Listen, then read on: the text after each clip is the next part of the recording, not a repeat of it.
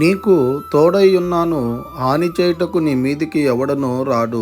అపోస్తుల కార్యాలు 18వ అధ్యాయం 10వ వచనం. ప్రియమైనటువంటి దేవుని జనాంగమా, నీవు ఎలాంటి హానికరమైనటువంటి పరిస్థితుల్లో ఉన్నావో, ఎలాంటి సమస్యలతో అయితే చెక్కబడి ఉన్నావో, ఎలాంటి శ్రమల్లో అయితే నువ్వు చెక్కబడి ఉన్నావో, ఎలాంటి కష్టంలో అయితే నువ్వు ఉన్నావో, ఎలాంటి బాధల్లో అయితే నువ్వు ఉన్నావో, ఎలాంటి అనారోగ్య పరిస్థితులు అయితే నువ్వు ఉన్నావో, అవన్నీ కూడా నీకు ఏమాత్రమును హాని చేయకుండా ఆ యేసుక్రీస్తు ప్రభుల వారు నీకు తోడుగా ఉండి వాటన్నిటినీ నీకు దూరం చేసేటువంటి దేవుడిగా ఉన్నాడు. అబ్రహాముకు తోడై ఉన్నటువంటి దేవుడు నీకు కూడా తోడై ఉంటానని వాగ్దానం చేస్తూ ఉన్నాడు. గనుక ఇక నుంచైనా ఆ యేసుక్రీస్తు ప్రభుల వారి యందు మనం విశ్వాసం ఉంచి నమ్మకం ఉంచేటువంటి వారంగా ఉండాలని కోరుకుంటూ ఈ దిన వాక్యం ద్వారా దేవుడు బలపరచును గాక. ఆమేన్. ప్రార్థన.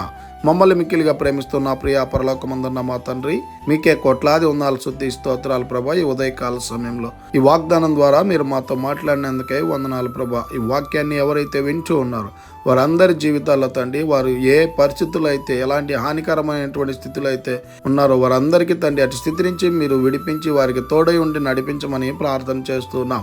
ఎవరైతే అనారోగ్య పరిస్థితుల్లో ఉన్నారో వారందరికీ తండ్రి మీరే ఆరోగ్యాన్ని అనుగ్రహించమని ప్రార్థన చేస్తున్నాం. ఈ దినాన తండ్రి ఎవరు సమస్యల్లో, శ్రమల్లో, కష్టాల్లో, బాధల్లో ఉన్నారో వారందరికీ మీరే తోడై ఉండమని ప్రార్థన చేస్తున్నాం.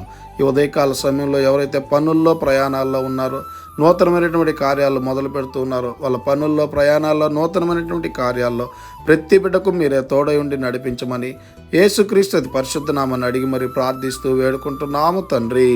ఆమేన్. God bless you.